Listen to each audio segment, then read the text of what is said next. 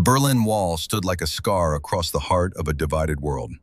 On the eastern side, in the industrial wasteland beyond Checkpoint Charlie, Sergeant Cole Thatcher lay perfectly still.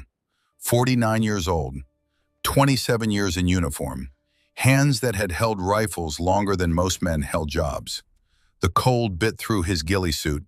November in Berlin meant temperatures hovering just above freezing, wind cutting through concrete ruins like a knife through paper. Cole's breath came in measured intervals.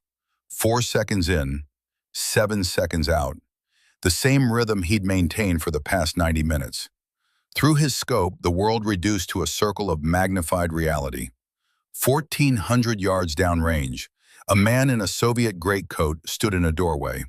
Not just any man, Lieutenant Colonel Dmitry Volkov, KGB, the man who'd orchestrated 17 assassinations of Western assets in the past 2 years. The man who'd walked out of 3 traps because someone, somewhere, always tipped him off. But tonight, Volkov thought he was safe. Tonight, he thought he was meeting a defector, a Stasi captain willing to trade secrets for passage west. What Volkov didn't know was that the defector had already been extracted. What stood in that doorway now was bait wearing a dead man's coat. Cole's spotter, a Delta operator named Brennan Coltrane, whispered into the radio. 28 years old then, still believed wars could be won cleanly. Winds shifting, 3.2 miles per hour, quartering left to right. Cole didn't respond, didn't need to. His body had already calculated the adjustment. Muscle memory built from 10,000 hours behind a rifle. The scope's reticle settled half an inch left of center mass. Compensation for wind, for distance, for the rotation of the Earth itself at this latitude. A door opened across the street. The real target emerged. Not Volkov, the defector. Captain Heinrich Mueller, 32 years old, father of 2. A man who'd spent 6 months feeding the CIA information that had saved American lives. A man who was supposed to be in a safe house in Frankfurt, not standing in a kill zone in East Berlin. Someone had betrayed him, sent him back into the trap.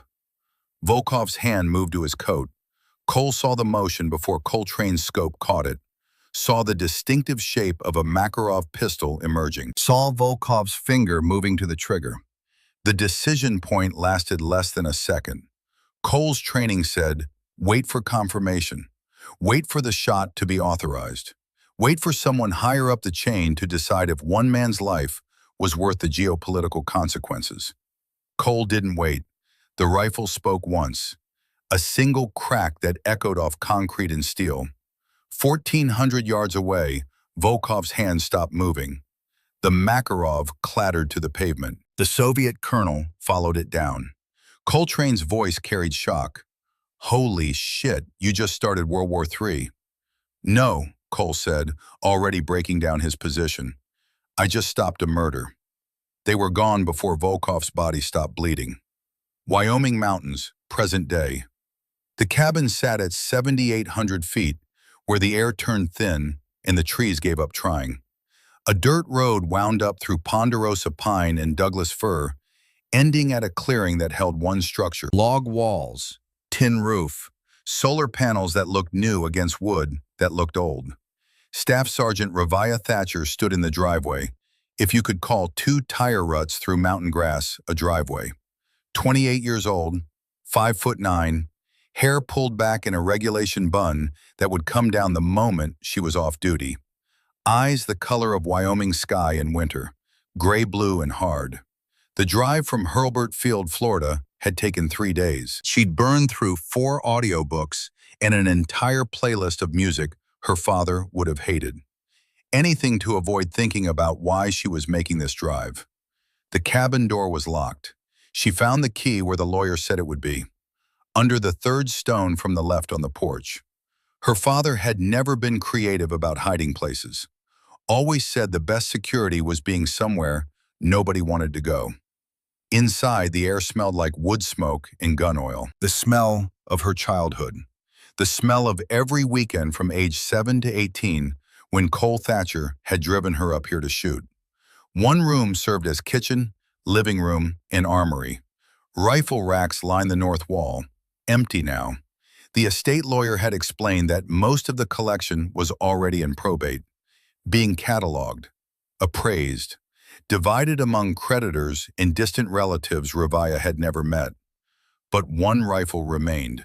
It lay on the table, a Remington Model 700 in .308 Winchester, police model from the 1980s.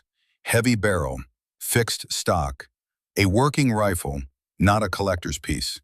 Scratches in the bluing told stories of hard use. The scope was a vintage loophole, probably worth more than the rifle itself now. A letter rested beside it, handwriting she recognized immediately. Her father's hand, precise, controlled, each letter formed with the same care he'd brought to everything else.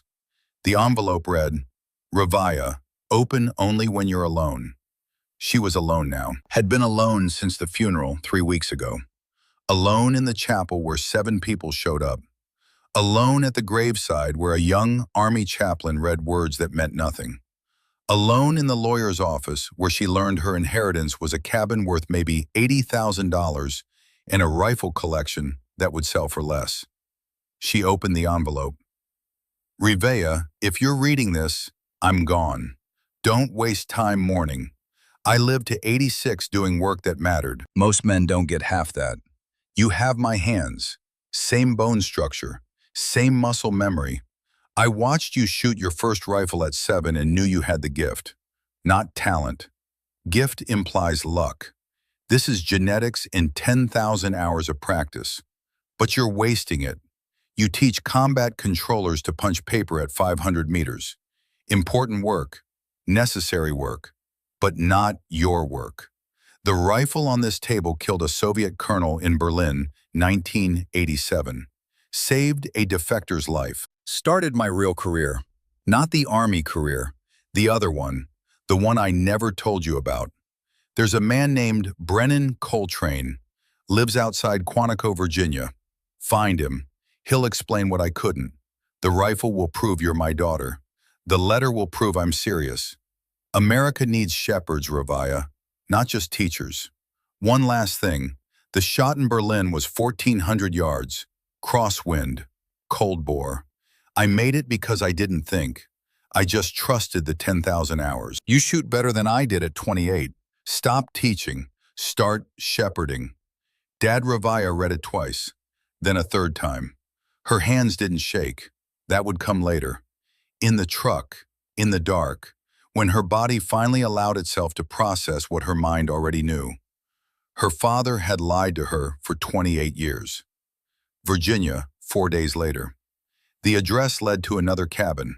This one sat in 40 acres of hardwood forest, 30 minutes from Quantico Marine Base. The kind of property that screamed retired special operations. Remote enough for privacy, close enough to civilization for medical care when old war wounds flared up. Ravaya drove past once. Recon. Habit from a decade in uniform. The cabin showed signs of careful maintenance. Fresh paint, new shingles, garden beds mulched for winter. A man who took care of his space. She parked and walked to the door. Carried the Remington 700 in a soft case. The letter in her jacket pocket. The man who answered was 71, but moved like 50.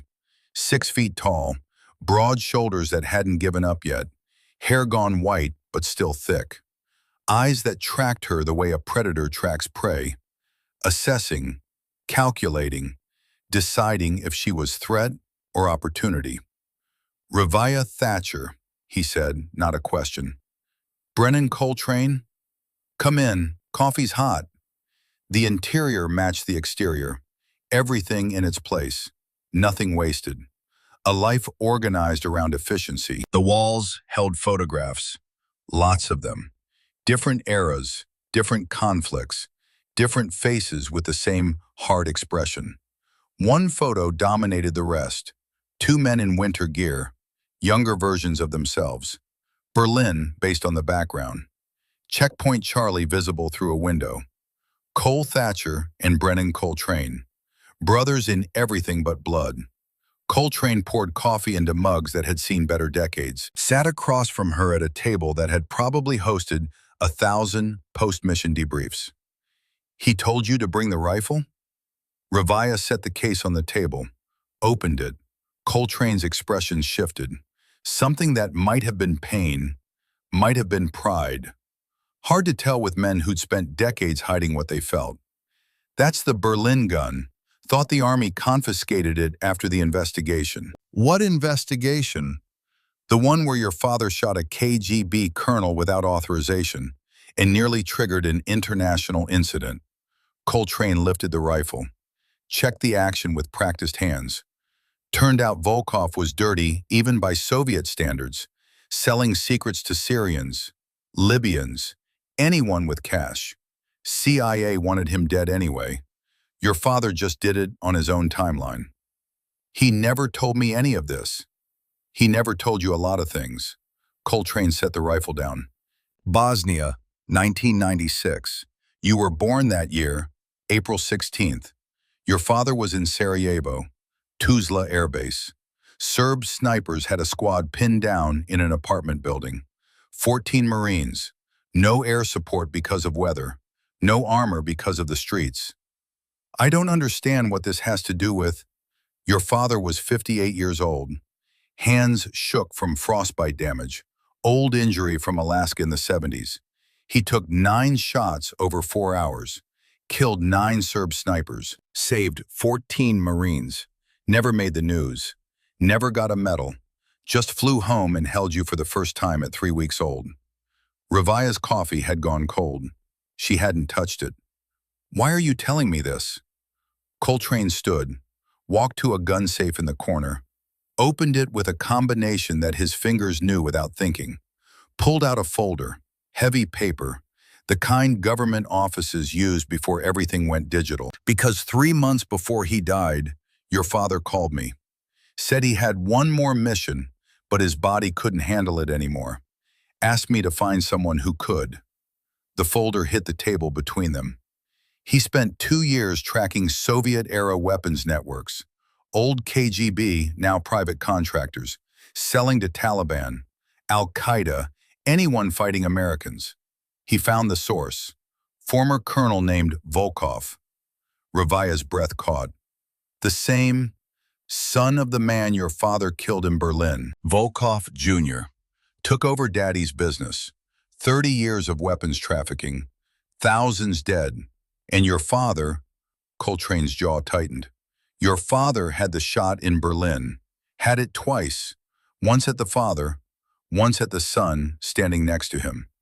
There was a son, 18 years old, watching his father make a deal. Your father put the crosshairs on both of them, could have ended the bloodline, could have prevented 3 decades of death. Coltrane opened the folder. Photos spilled out. Weapons shipments, bank transfers, surveillance photos of a man in his 60s, still alive, still operating. But he saw that kid, saw himself at 18, couldn't pull the trigger on a father in front of his son. The silence stretched. So thousands died because he was soft? No, Coltrane's voice carried steel. Thousands died because he was human. But now he's dead. And Volkov Jr. is still operating, still killing Americans, still winning. Ravaya looked at the photographs. Taliban fighters with Russian rifles. IEDs built from Soviet artillery shells. A trail of blood leading back to one man who should have died 37 years ago. What exactly are you asking me to do? Coltrane pulled out another photograph, this one recent. A compound in Afghanistan, satellite imagery, heat signatures, the kind of intel that came from sources that didn't officially exist. JSOC has a mission, Taliban HVT, high-value target, standard operation. But your father's intel says the real target is 300 meters away, in a bunker that shouldn't exist, built by Soviets in 1983, never documented, never found. And you want me to? I want you to finish what your father started. Not for revenge, not for closure, because Volkov is going to kill more Americans if someone doesn't stop him. Ravaya stood, walked to the window, Outside, Virginia woods stretched toward a horizon she couldn't see. Somewhere beyond those trees, people were making plans, loading weapons, boarding flights to places where they'd kill or die based on decisions made by people who'd never pull a trigger. He manipulated my entire career, didn't he?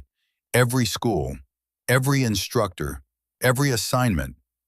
Yes, the honesty hurt worse than a lie would have. Why? Because you're better than he was at 28. Because you have his hands, but none of his hesitation. Because America needs shepherds who can make the hard shot. Shepherds, people who protect the flock, even when the flock doesn't know they need protecting, even when the wolf looks like someone's father. Ravaya turned back to the table, the rifle, the folder, the accumulated weight of her father's secrets. If I do this, I lead, you advise. No manipulation, no secret plans, complete transparency. Coltrane nodded slowly. Agreed. And after? After, you decide. One mission, then you choose if this is your war or just your father's ghost. She picked up the rifle, felt its weight, familiar and foreign at once. A tool that had ended one life and saved 14 others. A piece of metal and wood that carried more history than most museums.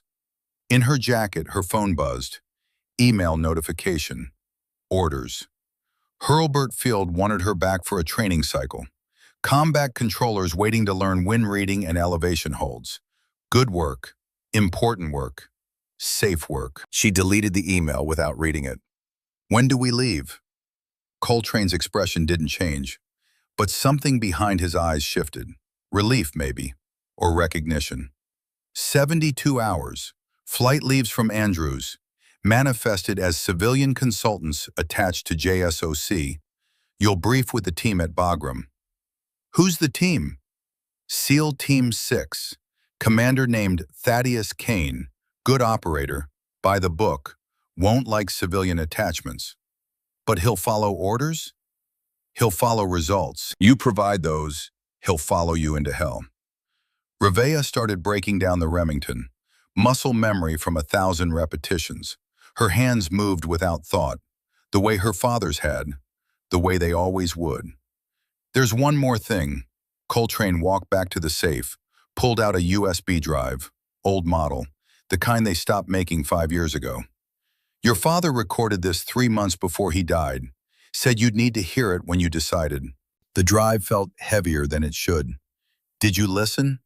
No, he said it was for you, alone. That night in a hotel room outside Quantico, Ravaya stared at the USB drive. Her father's last words. Waiting. She almost plugged it in, almost pressed play. But something stopped her. Not fear, not grief. Just the knowledge that once she heard his voice, there would be no going back. The mission would become real. The choice would become inevitable. She set the drive on the nightstand, unopened. Tomorrow she'd fly to Afghanistan. Tomorrow she'd find out if 6,800 hours of practice translated to one moment of execution. Tonight, she'd sleep. Or try to. The drive could wait. The dead always could. She pulled up her packing list for deployment, started making additions. The Remington would fly commercial, locked case, properly declared. Her personal gear would go military transport. Everything else was already waiting at Bagram. 3 days until wheels up. 72 hours to prepare for a shot her father couldn't make. To finish a mission started 37 years ago in Berlin. To find out if she was the shepherd he believed she could be, or just another soldier following orders into someone else's war.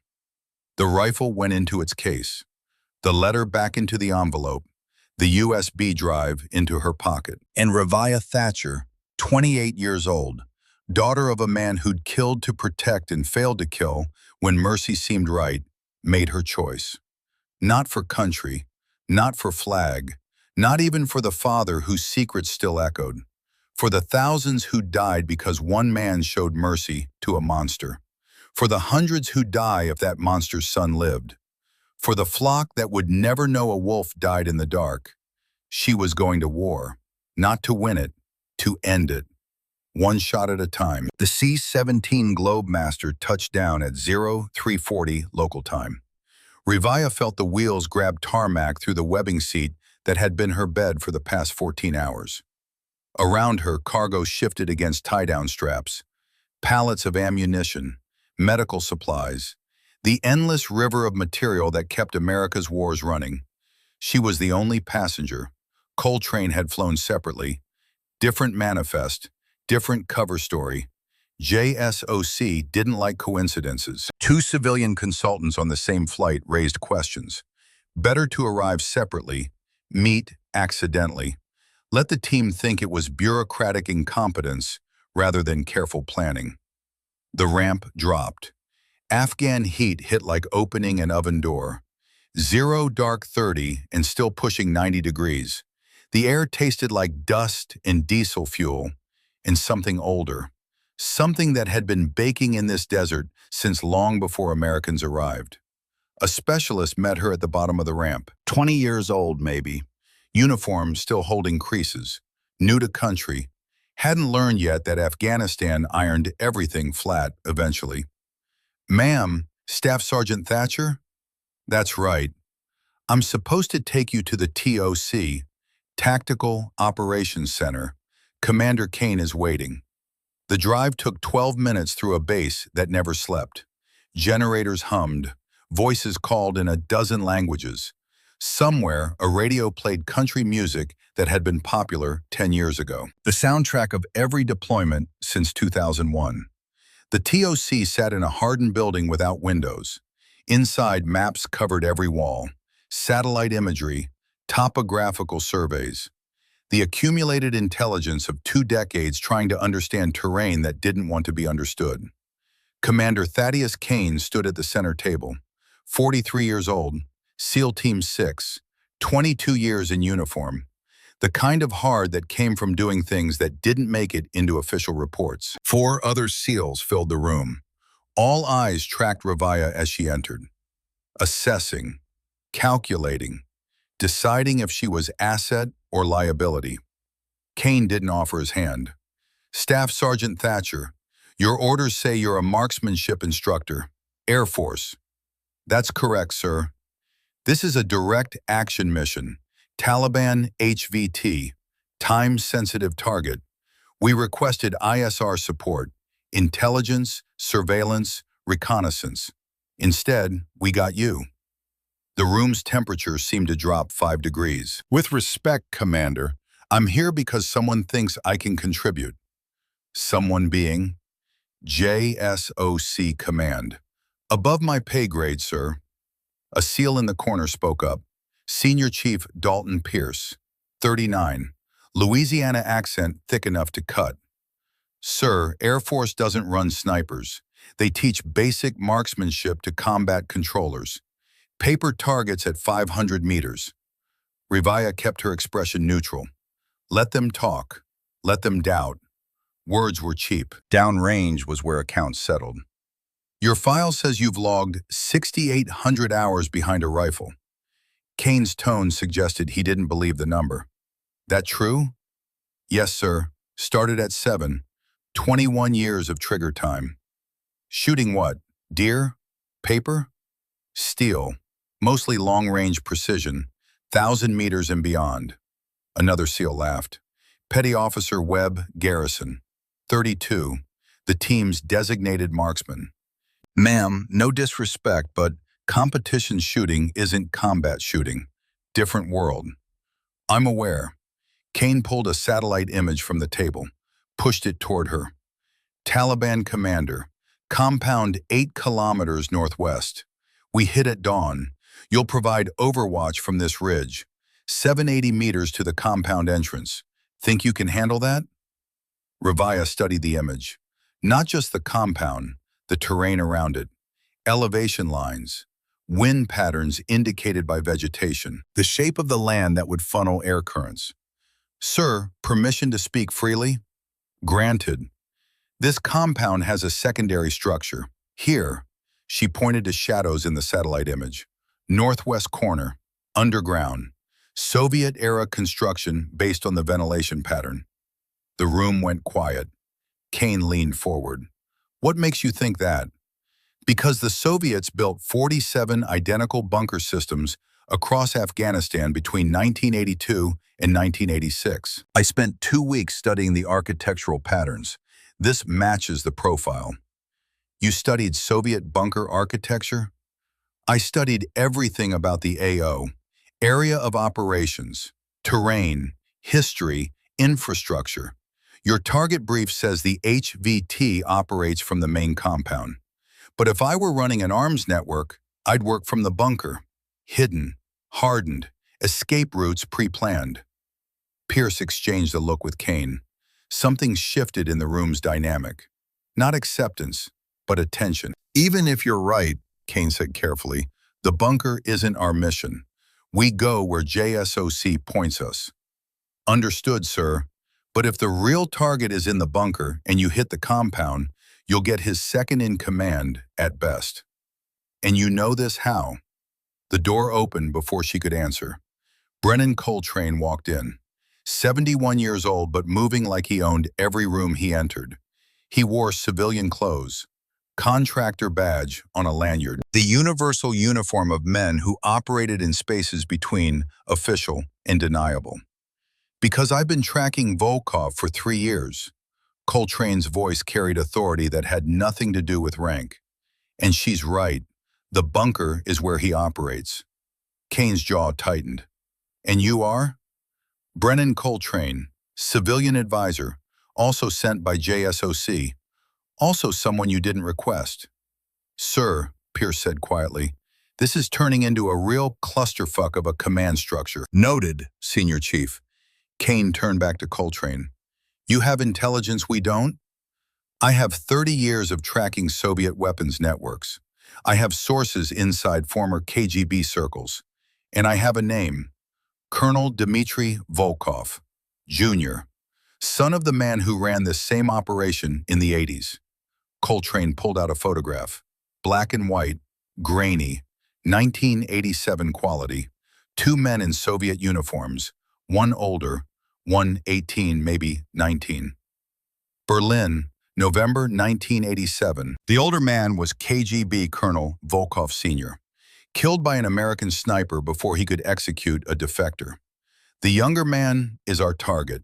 Watched his father die, took over the operation, spent 30 years expanding it. He set down another photo. Recent, color, a man in his 60s, hard features, eyes that had seen violence and learned to like it. Volkov Jr., 70 billion in weapons sales, conservative estimate. Taliban, Al-Qaeda, anyone fighting Americans. He's not just a target, he's the source. Kane studied the photographs. When he looked up, his expression had changed. Still skeptical, but listening. Why didn't JSOC brief this? Because JSOC doesn't know. Official channels don't track ghosts, but I do. And her? Kane nodded at Ravaya. What's her role in your ghost hunt? Coltrane's expression remained neutral. She's the best long-range shooter I've ever seen, better than her father. And her father made shots I still can't explain. Who was her father? Cole Thatcher, the man who killed Volkov Sr. in Berlin. The room went completely silent. Pierce broke it first. So this is personal. No, Ravaya said. Her voice cut through the tension like a blade. This is strategic. Volkov's network has killed hundreds of Americans, will kill hundreds more if it continues operating. My father made a mistake 30 years ago. Let mercy override mission. I'm here to correct that mistake. Kane walked to the map wall, stared at terrain he'd memorized weeks ago, making calculations that had nothing to do with distance or elevation. Let's say you're right about the bunker. Let's say Volkov is there instead of the main compound. Changes the entire mission profile. Different approach, different rules of engagement. Yes, sir. You're asking me to deviate from orders based on civilian intelligence and personal vendetta. I'm asking you to consider that JSOC's intelligence might be incomplete. Kane turned back to the room. Webb, Pierce, you've worked bunker assaults before.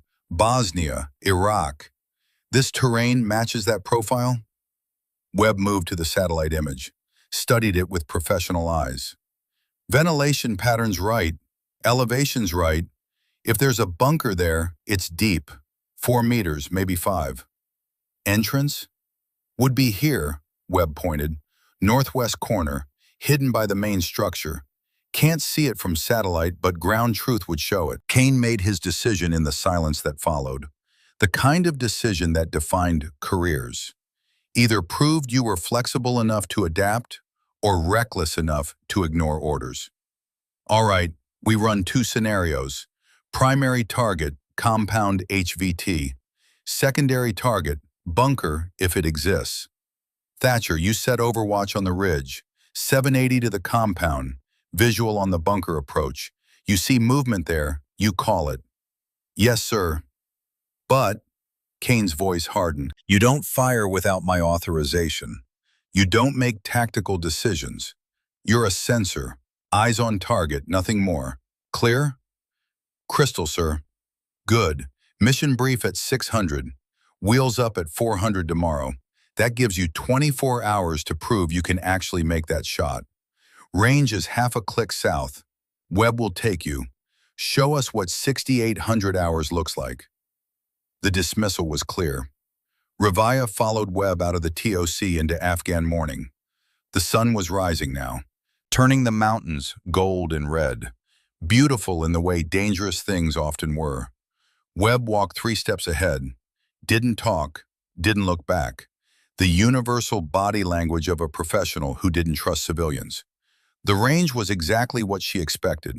Crude, functional, targets at various distances, brass littering the firing line, the accumulated debris of units rotating through. Webb pointed to a berm. 1,000 meters, steel plate, 12 inches. Show me. Revaya set down her case. The Remington 700 emerged piece by piece. Barrel, receiver, stock, scope, each component settling into place with mechanical certainty. Webb watched without expression.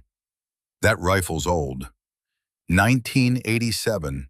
Scope's vintage. Loopholed. Still holds 0 better than most modern glass. We'll see. She built her shooting position. Prone, bipod extended, body aligned, natural point of aim. The fundamentals her father had drilled until they became reflex. Through the scope, the steel plate was a small circle. 12 inches at 1,000 meters was roughly 1 MOA, minute of angle, the standard measurement of precision. Easy in theory, harder when wind existed and bullets dropped and the earth rotated beneath you. Webb knelt beside her with a spotting scope. Winds 4 miles per hour, left to right, call your hold. Revaya felt the air on her face, not just the speed but the quality. Dry, steady, the kind of wind that didn't lie. Half mil left. Temperatures 92, rising. Noted, she breathed. 4 seconds in, 7 out. At the bottom of the exhale, her body reached equilibrium. Heart rate dropping, muscles relaxed but controlled. The trigger broke at 3 pounds. Clean. Surprising despite expecting it. Through the scope, she watched the bullets trace. Vapor trail in morning air. 2.4 seconds of flight. The steel rang. Webb didn't say anything, marked his notepad. Again, she fired 4 more times. 4 more hits. Not perfect groups. The rifle was old. The ammunition was military surplus. But all 5 rounds stayed inside the 12-inch plate. Webb lowered his spotting scope. That's decent shooting. Thank you. For a range, combat's different. Adrenaline, noise, people shooting back. I'm aware. Are you? Webb's expression stayed neutral, but his tone carried weight. Because I've seen competition shooters fall apart first time they take fire. Seen instructors freeze when the target's human. 6,800 hours on paper doesn't mean shit downrange. Revaya started breaking down the rifle. You're right. That surprised him. I am? Completely. I've never shot at a person, never been shot at. Everything I know is theory until tomorrow morning. So why are you here? She looked at him directly. Because my father spent 30 years regretting a shot he didn't take. Because that regret costs lives. And because someone has to stop Bokov, even if it means finding out I'm not capable. Webb studied her for a long moment. Your father, Cole Thatcher, the Berlin shooting. That story's legendary in SEAL sniper circles. 1,400 yards, cold bore, one shot, started a diplomatic incident and saved a defector's life. I didn't know it was legendary. Most legendary shots aren't documented, can't be, political reasons. But people talk. Instructors tell students. Stories become lessons. He paused. Word is your father turned down Delta, turned down every special operations offer, stayed regular Army his whole career. He said special operations was for people who couldn't succeed in regular units. Webb laughed, sharp, surprised. He would have fit right in. They walked back to the TOC in silence, but the silence felt different now. Not hostile, just two professionals who understood that respect got earned downrange, not in conversation. Kane was waiting outside. Well, she can shoot, sir. Webb's tone was carefully neutral. 5 for 5 at 1,000. Decent groups considering the equipment. Decent enough for 780? Yes, sir, assuming conditions hold. Kane turned to Ravaya. You understand the stakes? Taliban HVT is confirmed. High-value target. This is a kill or capture mission. Priority 1 is the assault team's safety. Priority 2 is mission success. Your priority 3. You get in trouble, we might not be able to extract you. Understood, sir. Good. Get some rest. Tomorrow morning you'll find out if theory translates to practice. Ravaya found quarters in the transient barracks. Small room, metal cot, shared bathroom.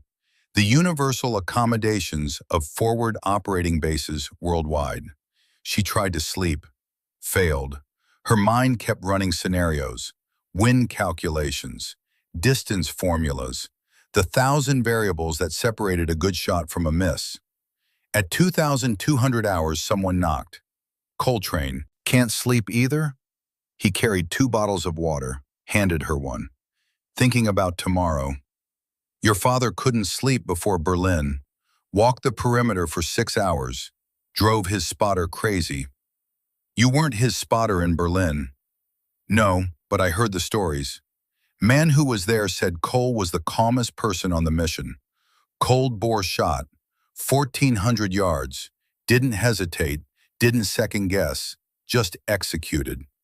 Rivea drank water she didn't taste. Coltrane, real question. Did my father manipulate my career, or did you? The old man was quiet for a moment. Both. He identified the talent, asked me to open doors, make calls, ensure you got the right training. But the shooting? That's all you. We can't train instinct. And if I fail tomorrow, then we extract, regroup, and try again with someone else. The mission doesn't end because one shooter can't execute. That's not very comforting. Comfort's not my job. Honesty is. Coltrane stood. Get some sleep, not because you need rest, because lying awake changes nothing. After he left, Ravaya pulled out the USB drive, her father's voice waiting inside. She held it for a long time, then put it back in her pocket. Not yet. Not until she knew if she could do what he couldn't.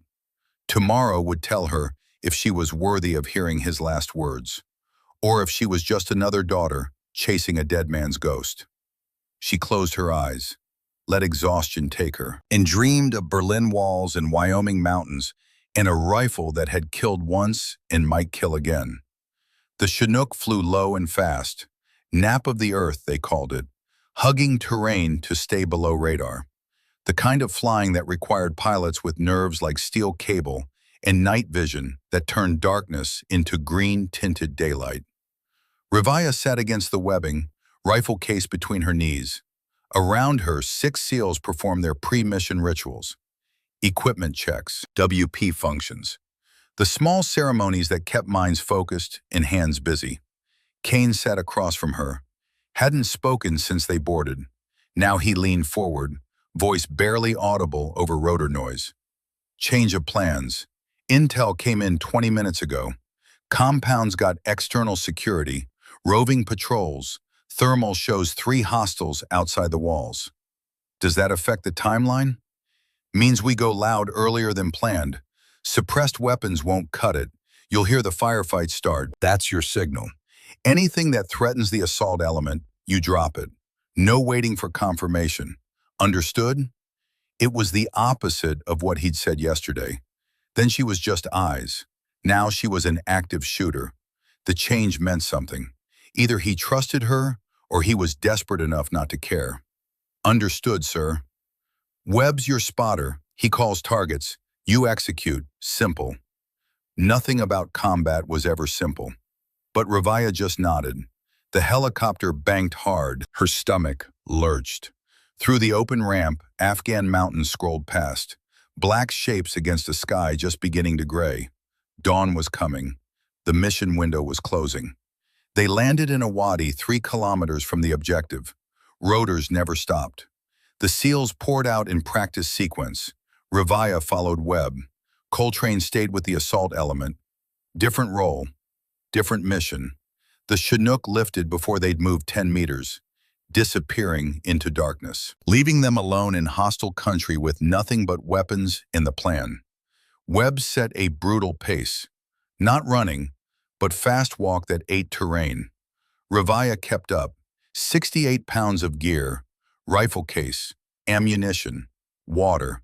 The load every infantry soldier knew intimately. Her calves burned. Lungs worked hard in thin air. 7,000 feet elevation.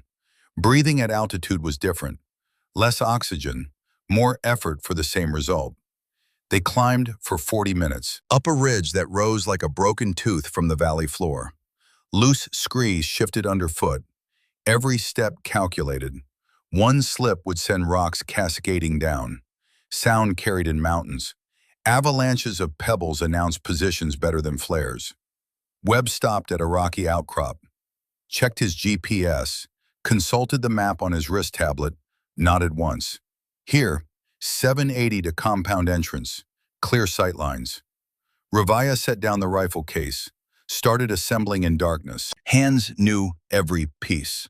Muscle memory built from thousands of repetitions.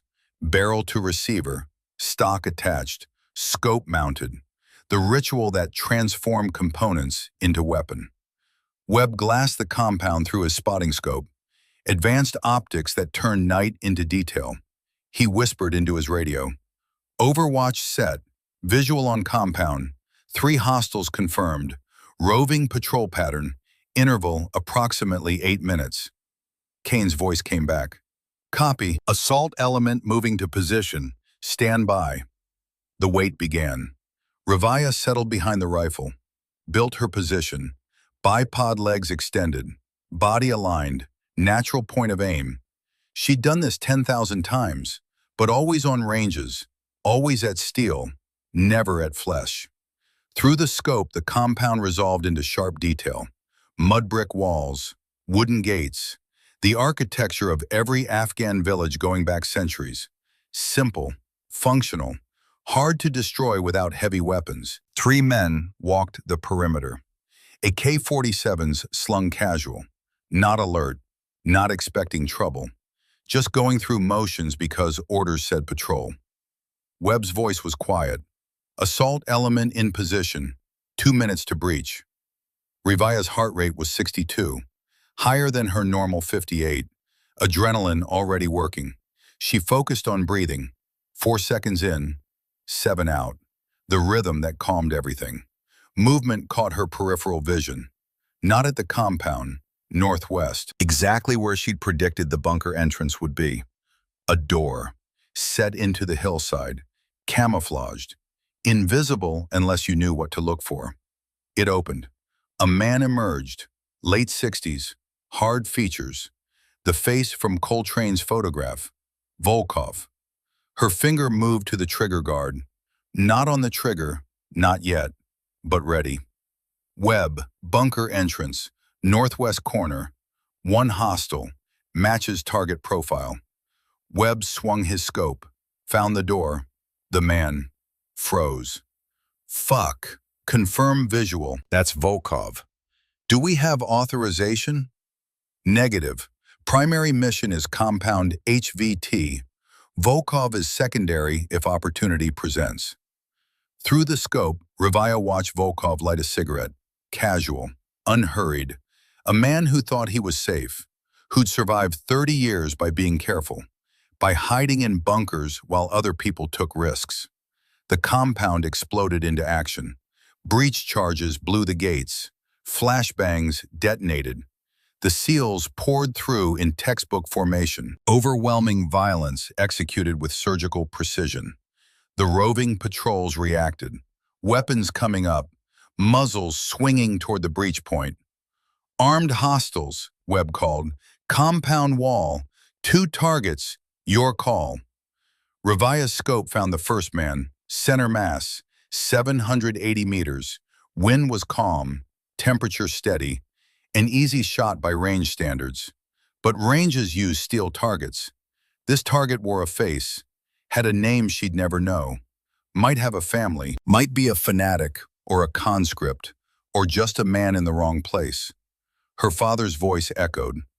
Mercy to one monster is cruelty to thousands. She fired. The Remington barked. Recoil punched her shoulder. The man dropped. Cycle the bolt. Eject spent brass. Chamber fresh round. Find the second target. He was running now. Seen his partner fall. Understood the threat. Moving erratic. Harder shot. Revaya led him. Calculated movement. Applied Kentucky windage. Fired. Second man down. 2 kills confirmed, Webb said. Voice carrying something between respect and shock. Nice shooting. But Revaya was already searching for Volkov. The bunker door was closing. Volkov retreating, disappearing into darkness. Targets withdrawing to bunker. Permission to engage? Kane's voice crackled. Negative. We're pinned down. Compound has interior hostiles. Cannot authorize fire on secondary. Through the scope, she watched the door swing shut, watched her father's mistake, about to repeat. 37 years, same target, same mercy about to be shown. Webb looked at her. Orders are orders. Orders are killing Americans. Maybe, but they're still orders. The firefight intensified below. Radio chatter became frantic. Compound had more hostiles than intel suggested. A squad at least, maybe more. The SEALs were outnumbered. Then she saw it. Third hostile, not from the compound, from the bunker, emerging onto the roof of the main structure. RPG on his shoulder, the distinctive shape of a rocket-propelled grenade launcher, aimed at the breach point where SEALs were stacked. No time for authorization, no time for protocol. Revaya's scope found him. 920 meters, uphill shot. Wind picking up with the sunrise. Thermal currents starting to shift.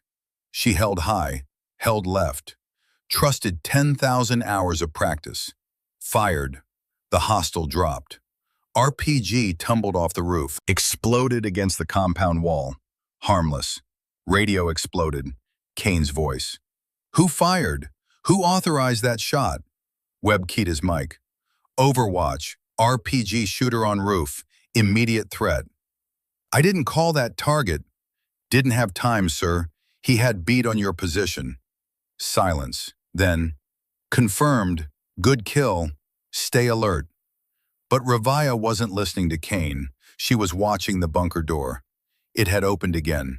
Volkov emerging, this time with purpose, moving toward a vehicle. Toyota pickup. The universal transport of Afghan warfare. He was running. Targets mobile, bunker to vehicle, preparing to exfiltrate. Webb got on the radio. Overwatch to assault actual. Primary target attempting escape. Vehicle departure imminent. Kane, can you interdict? Webb looked at Revaya. The question hung between them. Could she hit a moving vehicle? Could she stop Volkov before he disappeared for another 30 years? Affirm, we can engage. Revaya tracked the Toyota, Volkov climbing into passenger seat, driver already running the engine. They'd be gone in seconds. Not a person this time, a vehicle.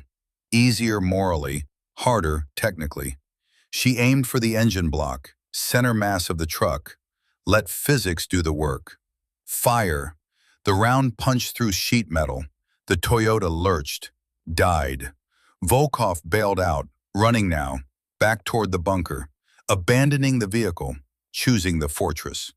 Target on foot, moving to bunker entrance. Kane, let him go. We'll secure the bunker after we clear the compound. Let him go. The same words from Berlin, the same mistake about to repeat. Revaya's scope followed Volkov. 72 years old, but moving like 50. Survival instinct overriding age. He reached the bunker door, one hand on the handle. In her mind, her father's voice. I had him in my crosshairs for 18 seconds. I saw his son. I couldn't shoot a father in front of his child. But there was no child now. No innocent witness. Just a war criminal running home to kill more Americans another day. Webb's voice was quiet. You can't. It's not authorized. He killed hundreds. Maybe, probably, but Kane said no. Kane's wrong. Doesn't matter. Chain of command matters. Rules of engagement matter. You fire without authorization, you're a murderer, not a soldier. The words hit like bullets. Because Webb was right. Because this was the line. The difference between shepherd and wolf. Between precision and murder. Volkov disappeared into the bunker. Door closing. Target lost. Revaya lifted her head from the scope. Her hands were shaking now. Adrenaline catching up. The body's response to violence delayed until the moment passed. Targets neutralized, she said into the radio. Her voice sounded far away. Compound exterior secure. 3 hostiles down. Vehicle disabled. Primary target retreated to bunker. Kane. Copy. Compound interior clearing now. Stand by. The firefight wound down. Sporadic shots. Then silence. Then Kane's voice again. Compound secure. 5 enemy KIA. HVT captured. Preparing to breach bunker. Overwatch maintain position. Through the scope, Revaya watched SEALs stack at the bunker door. Breach charges placed. Professional. Methodical. The way men operated when they'd done this 1,000 times. The charges blew. SEALs poured in. Darkness swallowed them. 3 minutes of silence. Then Kane's voice. Different now. Carrying weight. Bunker secure. Multiple enemy KIA. Intelligence cache recovered. Weapons stockpile confirmed. This is bigger than we thought. Primary target? Negative. Bunker is empty. Volkov escaped. The words echoed across the radio net. Escaped. Again. 37 years and still running. Webb lowered his spotting scope. Didn't look at her. Must be an exit tunnel. Soviet bunkers always had 2 ways out. Revaya knew he was right. Knew the architecture. Knew that while they'd been clearing the compound, Volkov had been running through underground passages to an exit point kilometers away. The helicopter came 40 minutes later. Extraction. The assault element loaded prisoners. Intelligence material. Weapons samples. The tangible evidence of mission success. Kane approached as Revaya was breaking down the rifle. 3 kills, 780 to 920 meters, under fire, first combat deployment. He paused. That's exceptional shooting. Thank you, sir. But you wanted to take the 4th shot, the bunker target. I saw your body language. No point lying. Yes, sir. Why didn't you? Because it wasn't authorized. Because rules of engagement matter. Because the difference between soldier and murderer is following orders even when you disagree. Kane studied her. Your father was Cole Thatcher. Berlin, 1987. He took an unauthorized shot that started a diplomatic incident. Yes, sir. So why didn't you? Revaya finished packing the rifle. Because he spent 30 years regretting what came after. Because I learned from his mistake. Or maybe, Kane said quietly, you learn that some shots matter more for what they don't kill than what they do. The Chinook lifted. Afghanistan fell away beneath them.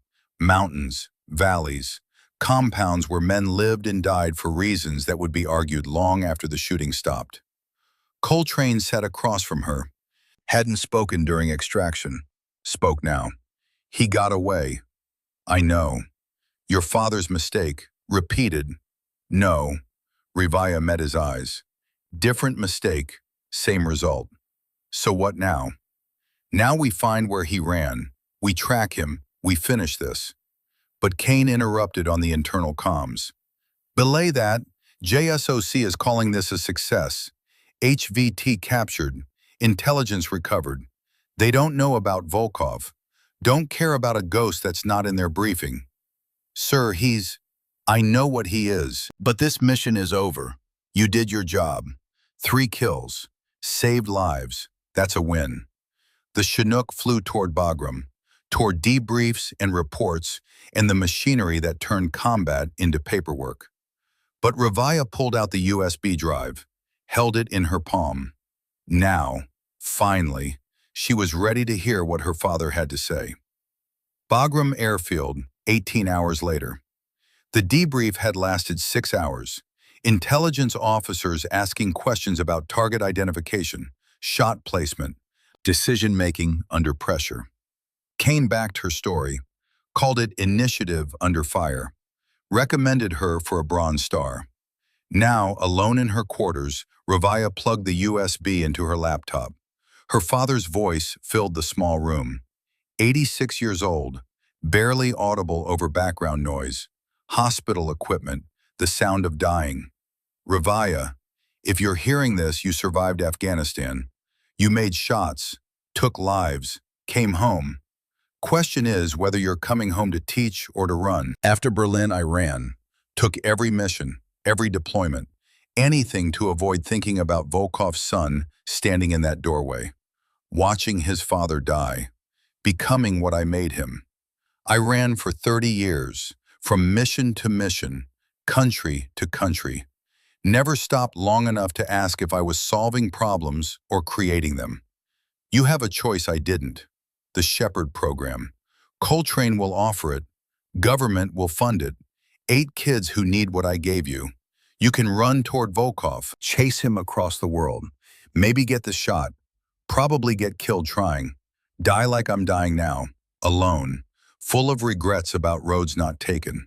Or you can build something that lasts. Train 8 shepherds, who train 8 more, who train 8 more, until there's a generation of protectors who understand that precision serves the flock, not the ego. I made Volkov by killing his father. You made him worse by letting him live. That's the cycle. Violence breeding violence, until someone breaks it. Break it, Revaya. Not by killing better, by teaching better. Those 8 kids. They'll ask questions you can't answer. They'll challenge you, doubt you. Some will wash out, some will die. That's the cost. But the ones who make it, they'll be better than you, better than me, because you'll teach them what we learned too late. That the shot you don't take matters as much as the one you do. I love you.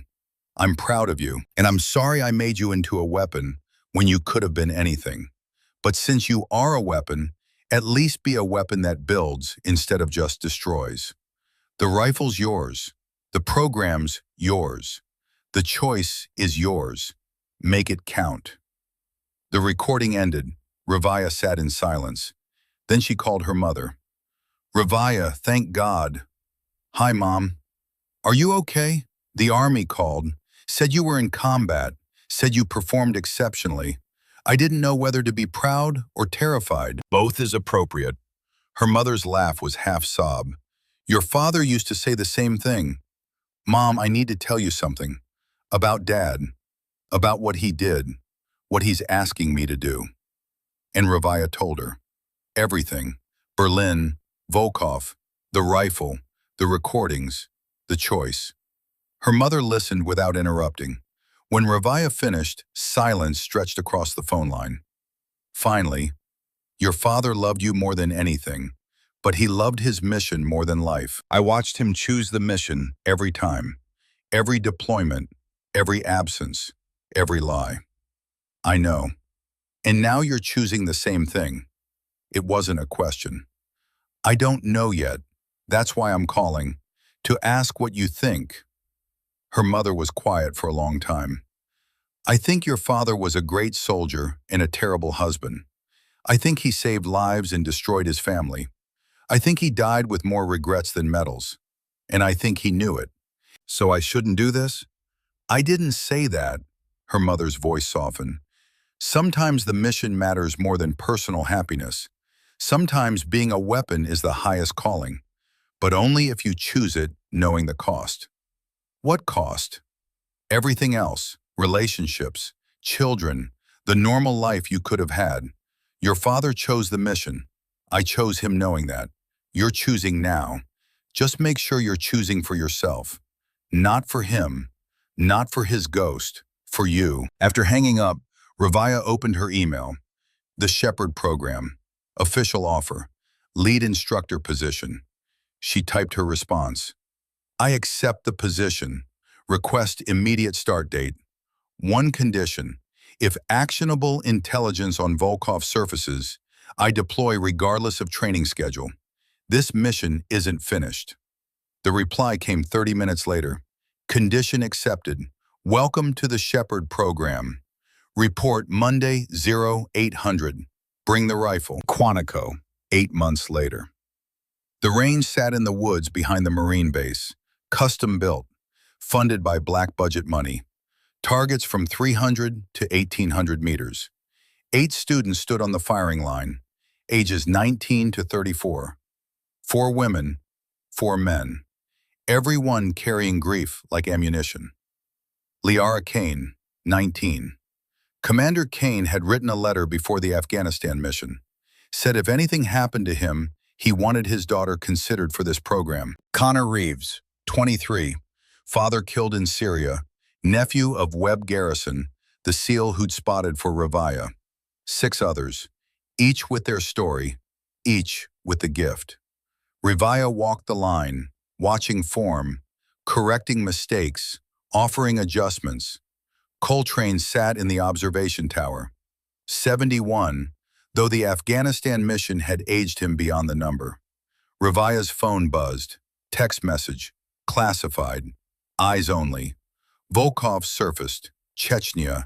Meeting with separatists. Window. 72 hours. Authorization granted. Transport ready. Deploy at your discretion.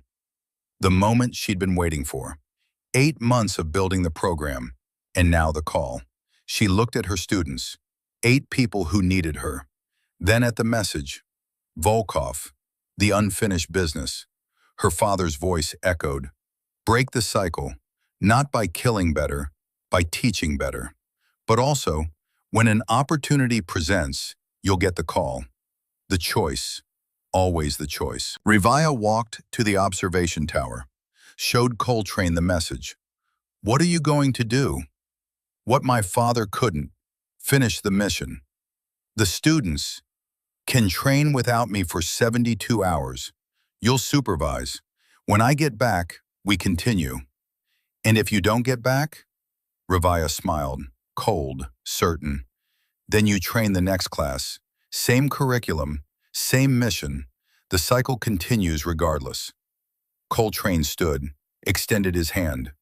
Your father would be proud and terrified. Both. Good. That means I'm doing it right.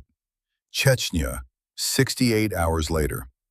The mountains rose like broken teeth, snow-covered ridges stretching to horizons that disappeared into clouds. 2,200 meters elevation. Wind gusting to 20 miles per hour. Temperature 14 degrees Fahrenheit. Ravaya lay behind the Remington. Same rifle, same scope, different war. Through the glass, a compound materialized. Stone walls, tin roof, smoke rising from a chimney, 2 kilometers downrange. 2,300 meters, to be exact. Her father's record, 2,200 meters. Montana, 1994. She was about to break it. Coltrane's voice crackled in her earpiece. He'd insisted on coming. 71 years old and lying in the snow beside her. Target confirmed. Second window from the left. Thermal shows one occupant. Matches Volkov's signature. Through the scope, Ravaya could see movement behind glass. A shadow. A man who'd survived 37 years by being careful. Not anymore. Winds variable, 18 to 22, reading thermals off the ridgeline. She didn't respond. Didn't need to. Her body already knew. 4 seconds in, 7 seconds out. At the bottom of the exhale, the world stopped. Her father's voice. Trust the hours. 6,800 hours. Plus the 3 she'd taken in Afghanistan. Plus every moment since age 7. The trigger broke. 2,300 meters. 6.2 seconds of flight. Through the scope, she watched the windows shatter. Coltrane's spotting scope tracked the impact. Silence. Then, target down, confirmed kill. Ravaya cycled the bolt, ejected brass into snow. Extraction in 15, let's move. They broke down positions, packed gear, started the long walk to the helicopter. But movement caught Coltrane's scope. Ravaya, second thermal signature, moving fast, exiting rear entrance. Her scope swung, caught a younger man, running, carrying a case. Is that Volkov's son? Coltrane's voice was ice. Intel said he died in Moscow, 2019. Intel was wrong. The cycle hadn't broken. Volkov had a son, just like his father did, just like Cole saw in Berlin.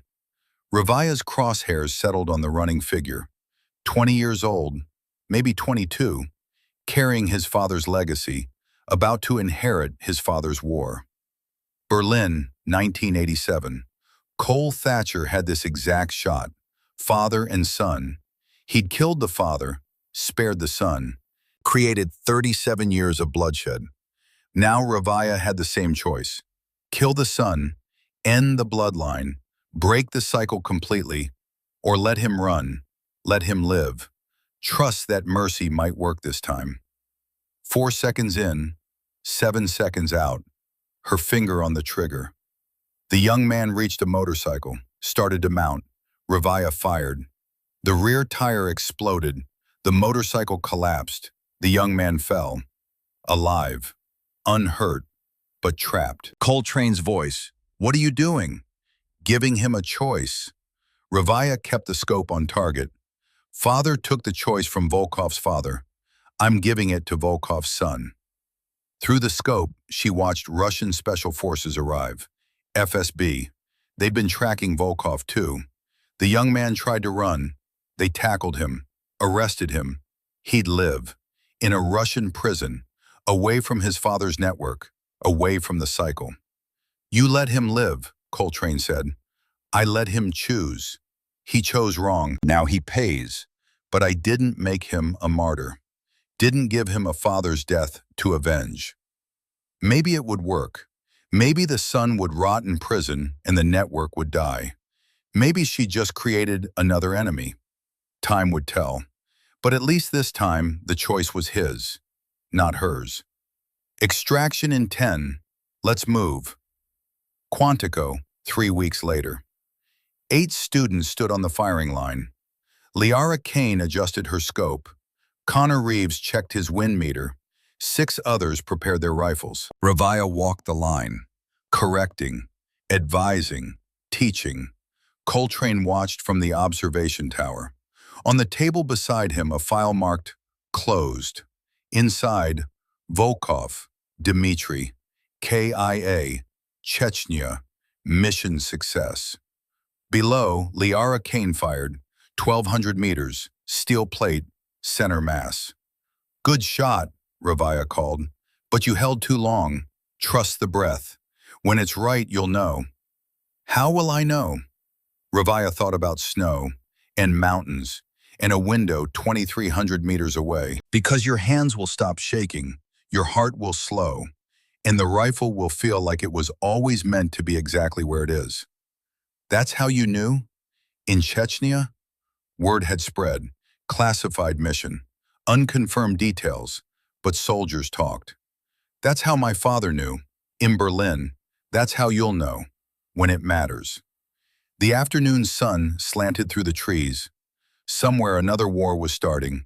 Another wolf was threatening another flock. But here, in these Virginia woods, 8 shepherds were learning to stand between. Learning that precision serves the flock. That some shots you take, and some shots you teach others to take. So the cycle continues, not of violence, but of protection, one shepherd at a time. Revia's phone buzzed. New message, classified. She didn't open it, not yet. Right now there were students who needed her. The wars could wait. They always did. She walked to Liara Kane, adjusted the young woman's shoulder position, checked her breathing. Again, Revia said, and this time don't think, just trust. The rifle spoke. Downrange, steel rang. And in the observation tower, Brennan Coltrane made a note in his logbook. Liara Kane, 1,200 meters. First round hit, natural talent, recommend advanced training. Below that he added one line. Revia Thatcher, mission complete, Shepherd program operational. Cole would be proud.